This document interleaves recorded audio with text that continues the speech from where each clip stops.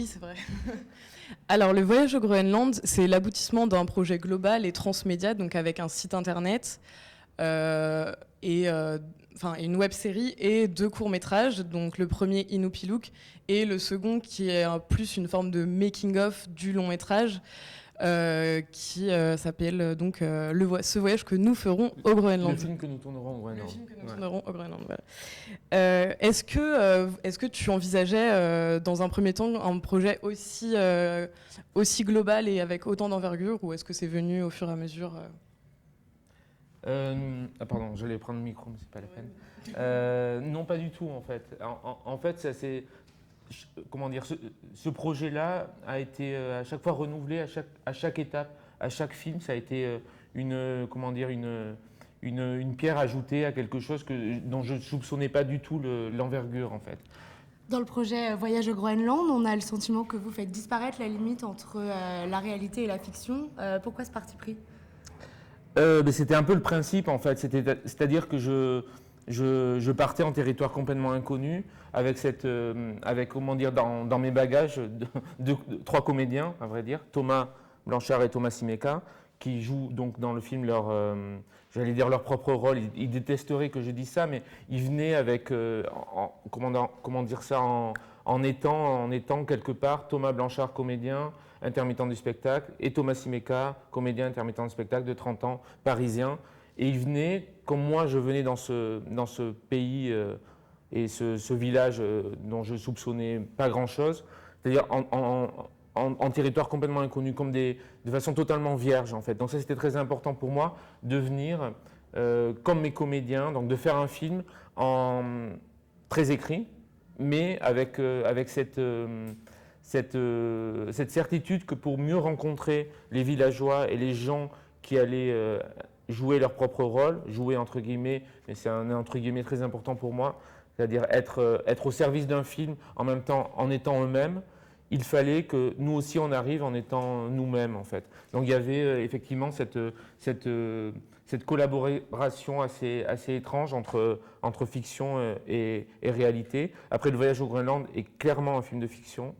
Pour autant, c'est un film de fiction qui fait appel au réel et qui travaille le réel, ouais, totalement. Et justement, en fait, en voyant les 2 Thomas se geler les fesses sur la banquise, on ne peut pas s'empêcher de se demander comment ça s'est passé le tournage au Groenland par des températures extrêmes, notamment pour l'équipe technique et puis aussi pour le matériel. Alors pour l'équipe technique, on avait la chance, on a choisi cette période-là, c'est-à-dire qu'on savait avec Frédéric le producteur et Nicolas, le frère de Frédéric, qui est explorateur et qui vit la moitié de l'année dans ce village et sans qui le film aurait été absolument impossible. On savait qu'il y avait une période dans l'année qui était propice à ce tournage, c'était le mois d'avril en gros, parce qu'avant c'est la nuit perpétuelle. Et ensuite, c'est la banquise fond et on se retrouve avec des paysages qui n'ont rien à voir avec ceux que je voulais tourner. Donc on savait que le mois d'avril était propice à un tournage parce qu'il fait froid, mais c'est pas impossible de tourner. Il faisait moins 30, moins 35 degrés à peu près. Et c'était très intéressant aussi pour moi parce qu'on glissait peu à peu vers le jour perpétuel. Donc il y avait beaucoup d'indications qui faisaient que c'était le moment idéal. Après, par rapport au froid, donc il faisait jour tout le temps. Donc on avait la chance, en plus du jour perpétuel, de tomber à une période où il y avait du soleil. Donc il faisait c'était plutôt acceptable. On a eu 2 ou 3 journées où il y avait du vent, où c'était vraiment très très dur. Et puis les fins de journée où le soleil baissait, c'était des moments très durs pour tourner. Mais à part ça, c'était totalement acceptable.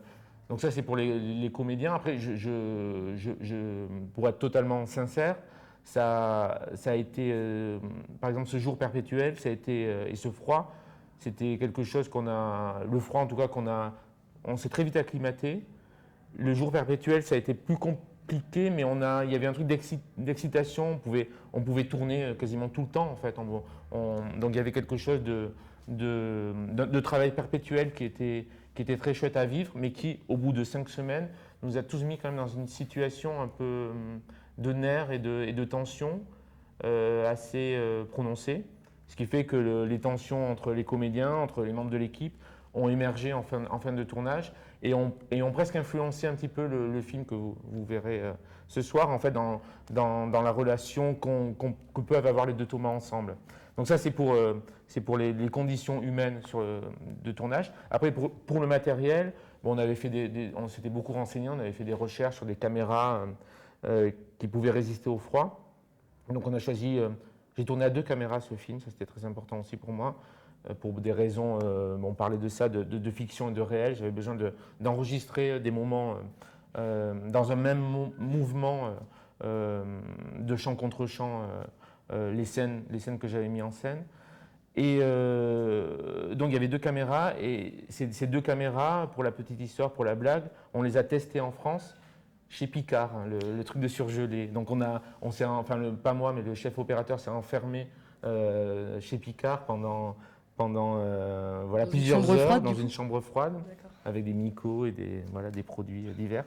Et pour tester la caméra. Et donc on était sur le tournage assez rassuré sur la possibilité de résistance. Après, pour la question technique, pour finir, c'est parce que c'est pas passionnant non plus, mais ce qui était compliqué, c'est de passer d'un intérieur surchauffé, parce qu'il surchauffe un peu comme ici leurs intérieurs, et de ressortir avec le même matériel dehors. Donc il fallait un seuil de décompression, que la caméra puisse et le matériel son aussi puisse s'adapter à chaque température, quoi. D'accord, merci. Océane, tu veux rajouter quelque chose ? Non, je pense que c'est bon, ça va, c'était très clair. Ok, merci beaucoup Sébastien Merci. Bête-BD, et puis bonne projection Merci ce beaucoup. soir à l'Utopia. Merci. On a grand hâte. On a hâte. Merci. Merci. Merci à vous. Et tu dis qu'elles ont fait un remake de... Ouais, je comprends qu'il va passer derrière.